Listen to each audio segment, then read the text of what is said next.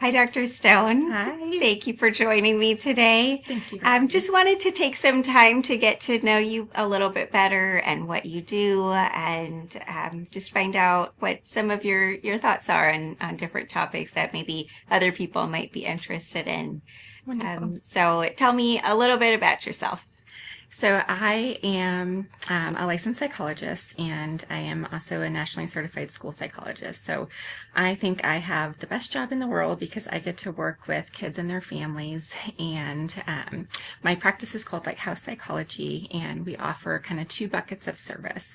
One is comprehensive evaluations, looking at how kids think and learn and solve problems. And I really work with parents and kids in figuring out something that's tricky in life and how I pick some psychological tools to figure out what's tricky, why, and how do we help. So that's kind of my comprehensive evaluation services. And then I also offer treatment, so therapy and parent support and things that once we kind of have a conceptualization of what's going on, how do we help and put some things in place to make life feel better, whether it's things are tricky with friends or things are hard with following directions or things are hard at school or feeling nervous a lot.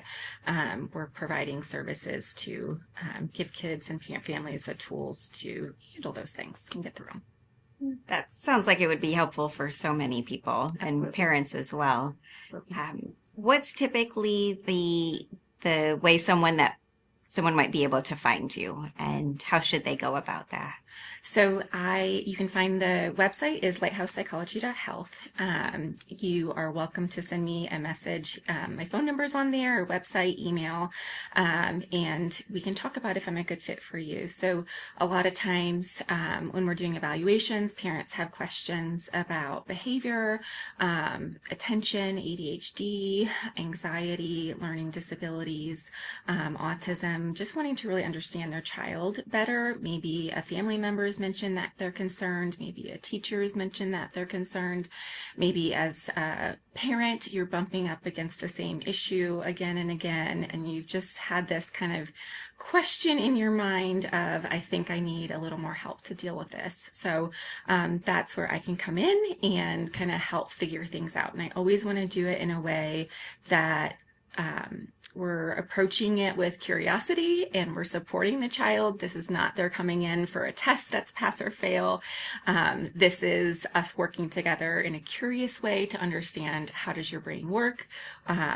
We're always assuming this is a great kid, and we want to figure out what are some of their superpowers and superhighways in terms of where their brain's working really well and what areas are kind of under construction. Where do we want to help them learn and grow? Where do we want to provide some extra support? And we want to use language for the child and family that's empowering and not really deficit focused. A lot of times parents are worried about putting like a label on their child, or taking them in for some testing is going to ultimately make them feel worse. But usually when there's some kind of struggle going on for a child at school or at home or with relationships, they're starting to make their own hypotheses about why things are hard. And, I'm just not smart. I'm not good at school. I'm a bad kid. So they're coming up with words and language that is not helpful, right? So that's where an evaluation can come in and really kind of change that language and lead to more understanding. And, any struggle that your child is having, they're not alone in it, right? So we can kind of change the language so kids feel good about themselves, families feel good about how to help their child. And so that's one reason I love what I do.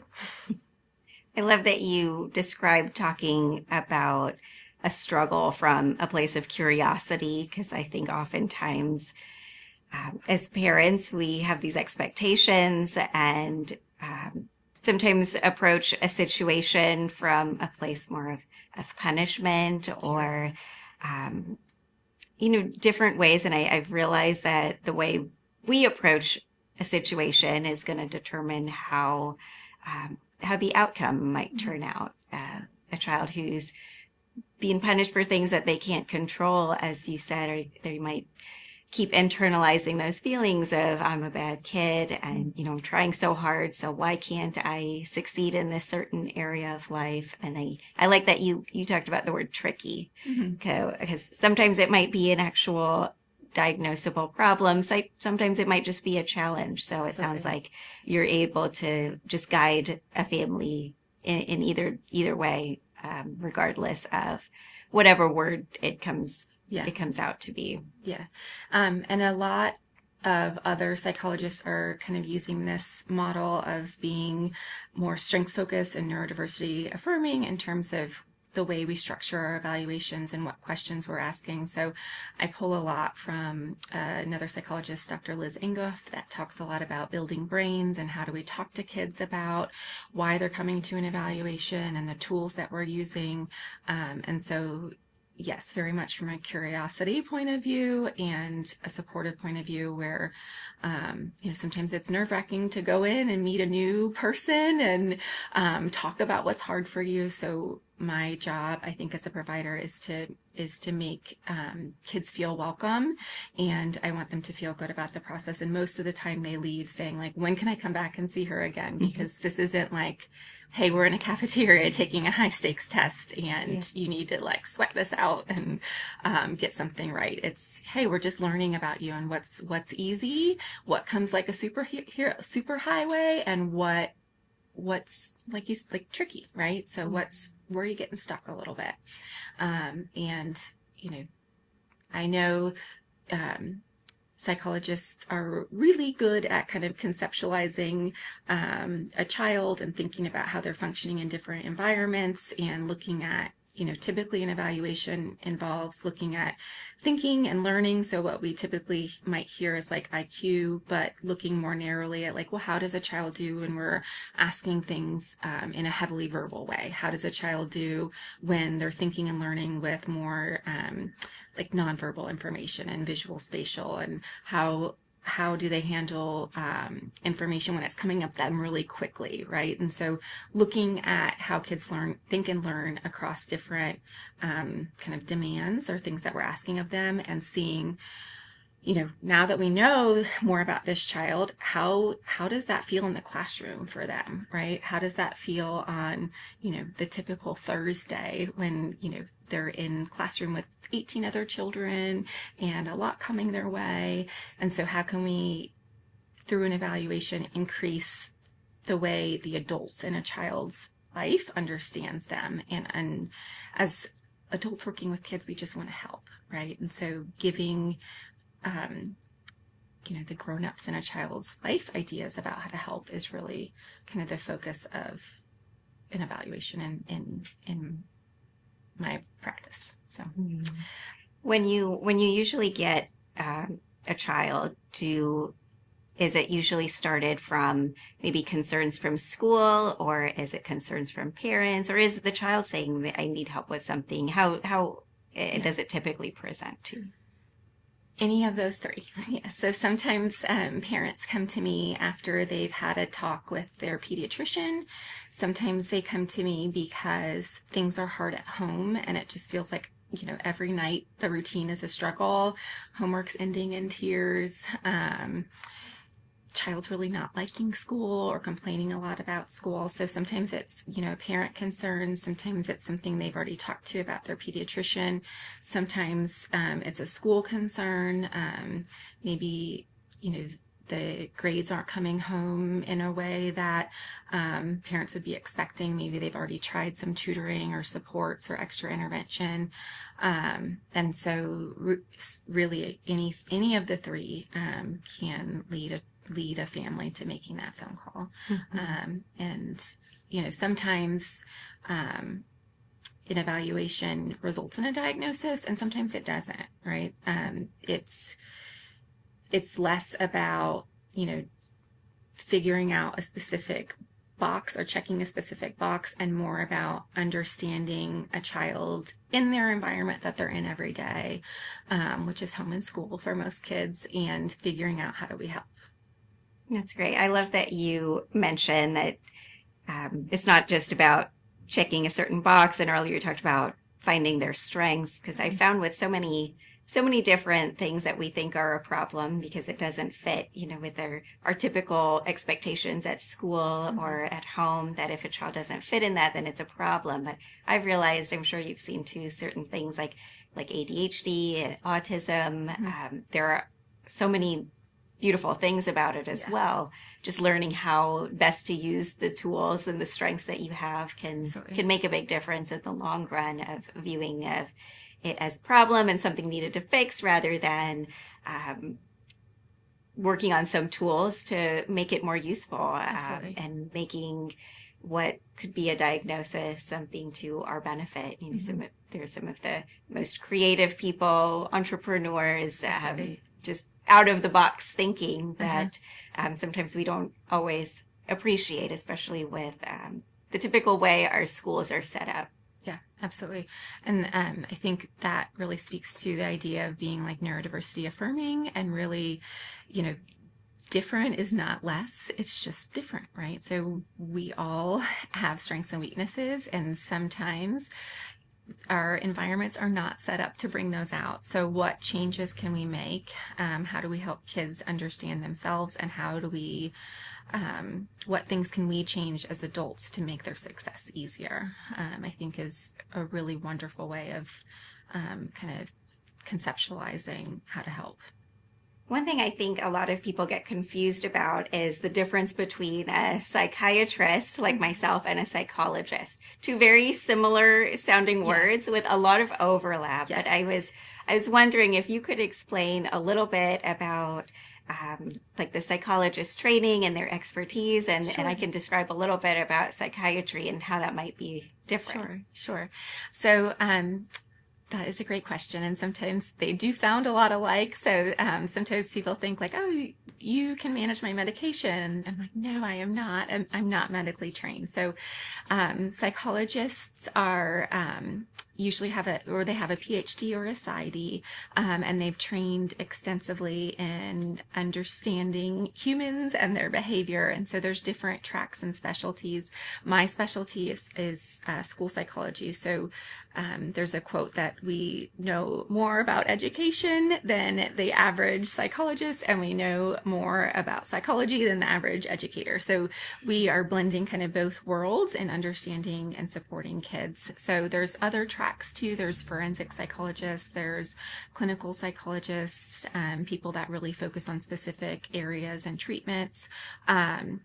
But we're not medically trained in the way that you are, and so there's a difference there. But I think our two fields work really, really well together in terms of understanding that there are really wonderful supports we can give people in terms of their health and medication treatment options, and that really do enhance people's functioning and wellness, and then also giving tools to live better. And we know that therapy and medication work really beautifully together. So that's a little bit about psychology. So how do you like to explain that to folks? Yeah, I think there's so much overlap in what we do, and the same goals, just different ways of approaching those goals. And like you said, most studies show that the combination, if medications are warranted, then the combination of meds and therapy go well together. Absolutely.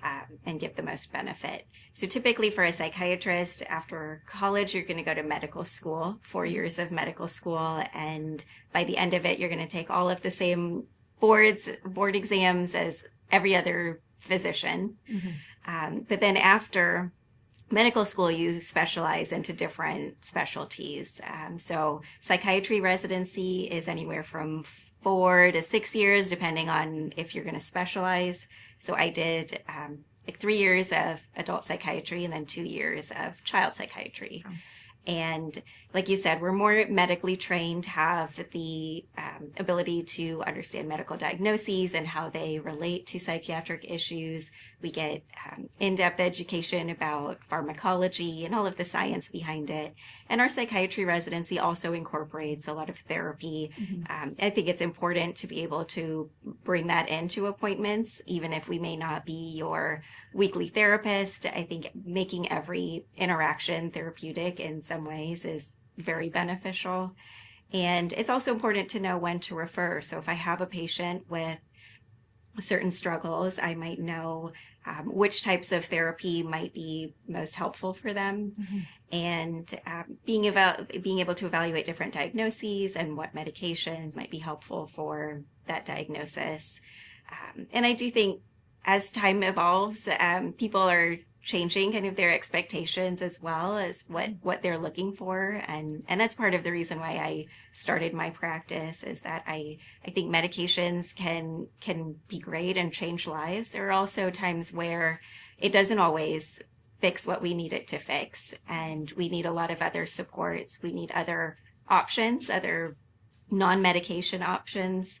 And that's where I try to integrate more holistic treatments, and always be able to refer to someone like you for more information. If, say, for example, we're not quite sure about what a diagnosis is, or even if we do know, but we need some additional help, that's when I would refer to a therapist for testing or for further therapy.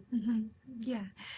I think that's one of the amazing things about your practice is like your focus on overall health. And can you talk a little bit more about how you provide that and what that might sound like for a parent kind of concerned about their child at home or their functioning? Yeah, usually in a evaluation with me, I like to, if it's with a child, I see both kids and adults. So if it is with a child, I like to spend some time with the child if they're comfortable with it, some time with the parents as well, and some time all together. And I do my best to get to understand what the concerns are, just how life is, like you described. What is life at school? What is life at home?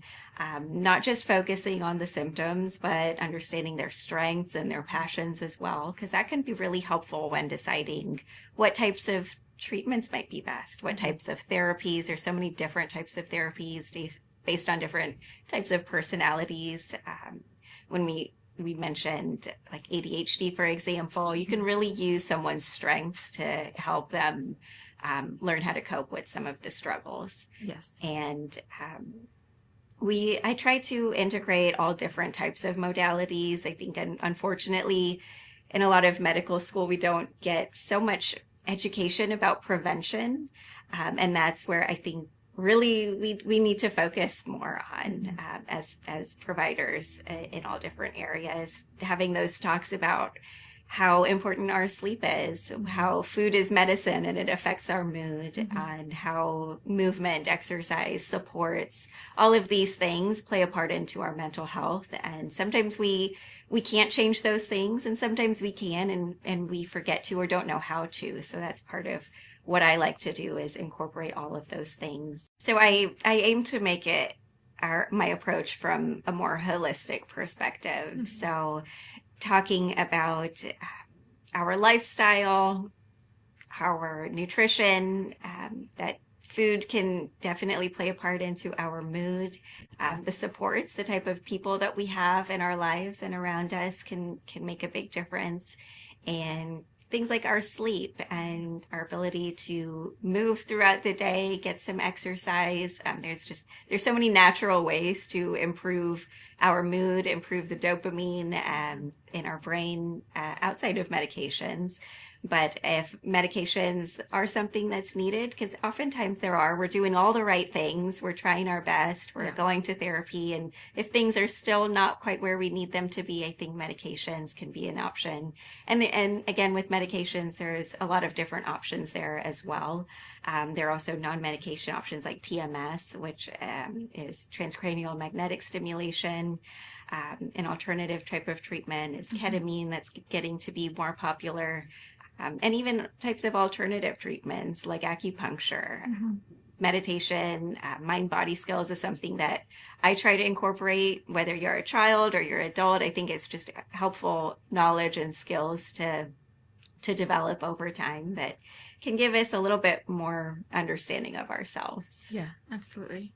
Absolutely. And I think one of the things that happens, whether you're doing an evaluation or I'm doing an evaluation, is we're both looking at the patient or client and thinking, who's going to be important to have on this person's team, right? So sometimes, I'm looking for someone like you that can help with those wonderful supports that you just described.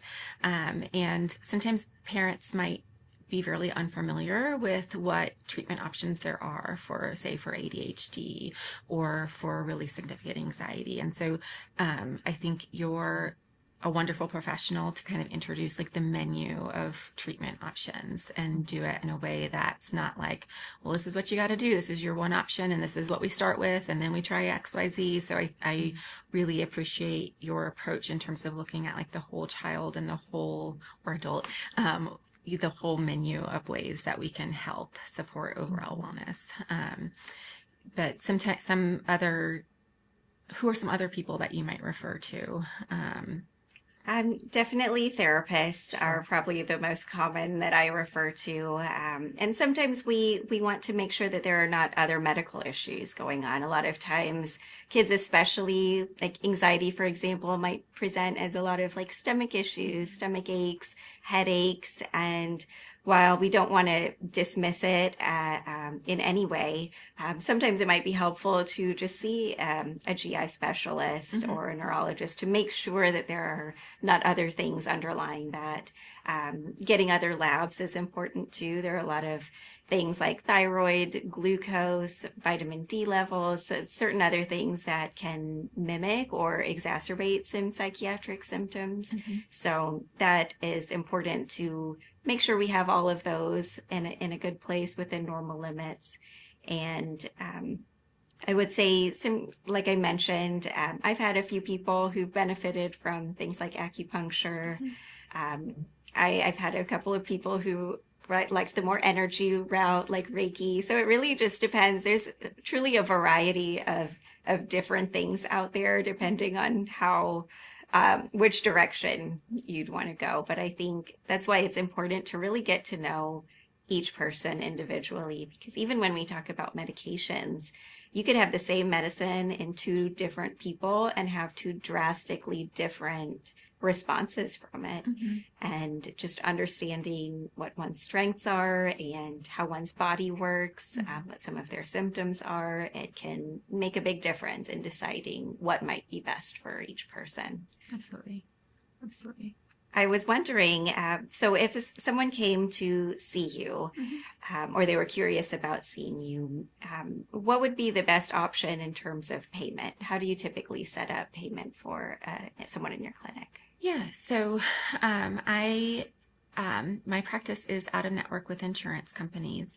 So if you have out of network benefits, I'm happy to provide a super bill, and some families have been successful in recouping some of the costs for services.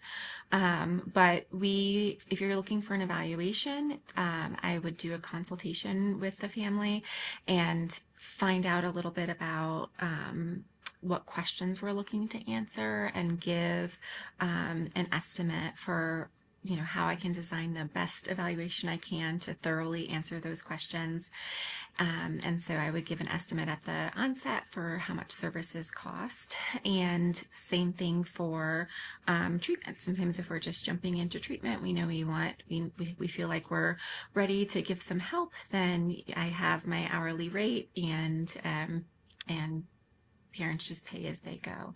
But I think one of the benefits of being out of network with insurance is I'm not beholden to certain time limits, or I'm able to, for example, with evaluations, insurance companies in general aren't going to pay for looking for like a dyslexia diagnosis. They see that as not something that's medically necessary, but something that's more educationally relevant. And so sometimes when you're doing an evaluation and you're billing insurance, it's hard to kind of carve out what exactly is medically necessary and what is educational. And so not being in the insurance model kind of gives me the freedom and flexibility to look kind of whole child and really be able to answer the questions without having to piece together, I have to do this in 7 minutes, otherwise it's not billable, or those pieces.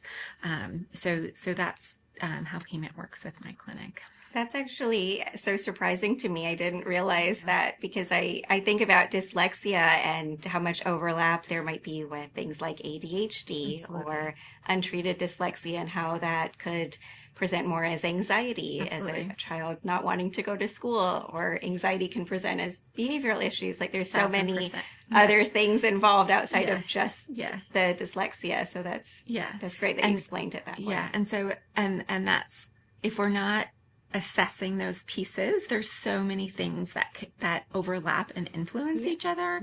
So if we're not assessing and understanding why a child might be anxious, or why they might be struggling, why they might not be engaged, why they might be getting super distracted, we have to look at all those pieces to understand, oh, okay, this fits together. We can't, just, if we just ask, is it ADHD? Yes or no? Is it anxiety? Yes or no? We might come up with the answer no, but then we still don't know what's going on, right? So that's why we kind of have to look at a child and how they're functioning again, among the many things we ask them to do in a day. So that's where, really an evaluation can be helpful.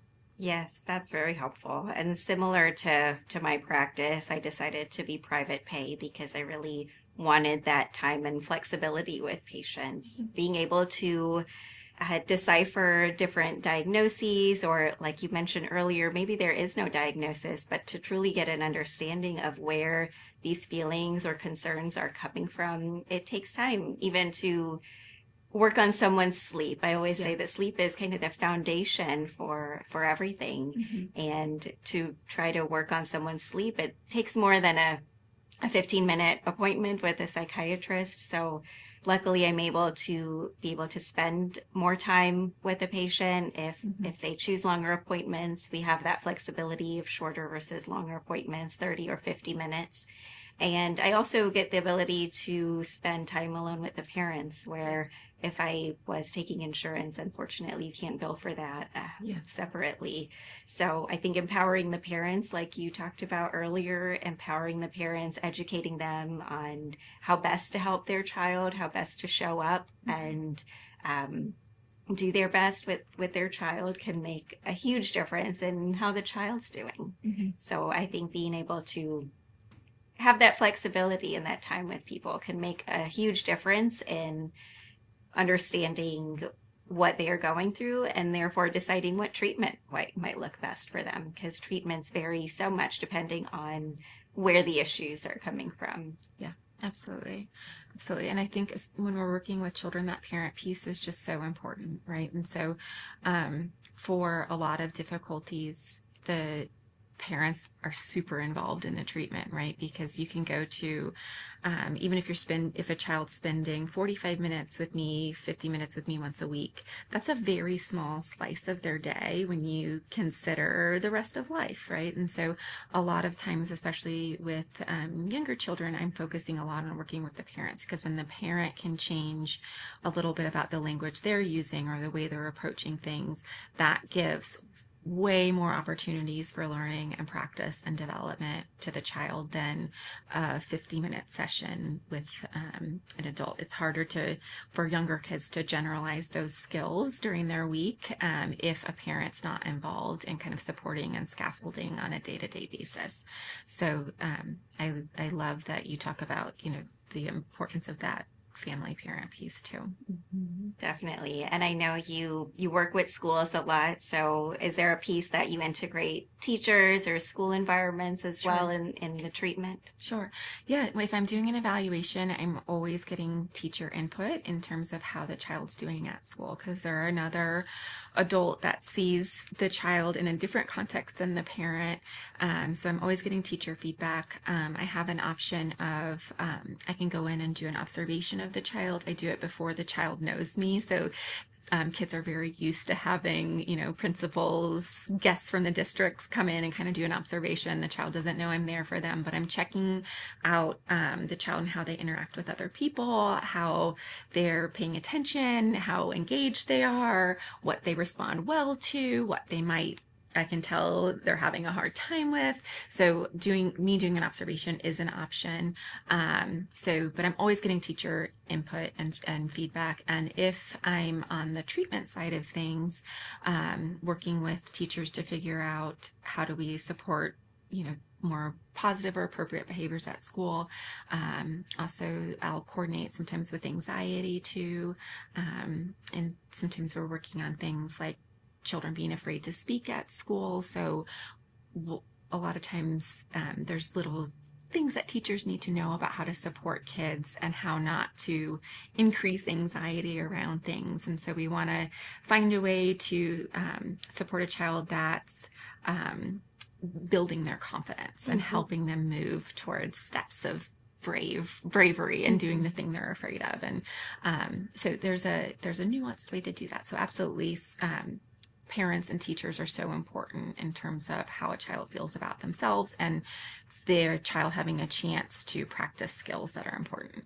I think that's great that you involve so many different aspects of the child's life to put all these puzzle pieces together.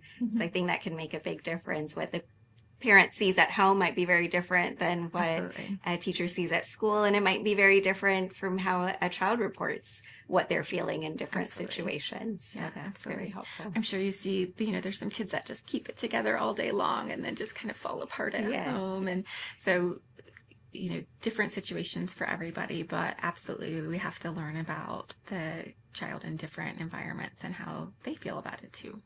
Thank you for explaining that. I wanted to ask, so if someone was interested, I know you mentioned that you have a website where they can go. Can they schedule directly through the website, or do you recommend calling for like a consultation? Yeah, so I do absolutely offer consultations. And so when you're picking a provider, it's wonderful to have a feel for them, get a sense of what treatment will be like. And so you can put in book a consultation directly on my website, you can book the consultation directly on a website if that's something that you're interested in, or you're welcome to give me a call, leave a voicemail, and I'll give you a call back and set up a time for us to talk. Well, that sounds great. Well, thank you for your time and explaining everything. I think we had a pretty good idea of a little bit about you and a little bit about your practice and how people can reach you and what kind of concerns that might be helpful for you that you'd be able to help with. So, Absolutely. thank you. Absolutely.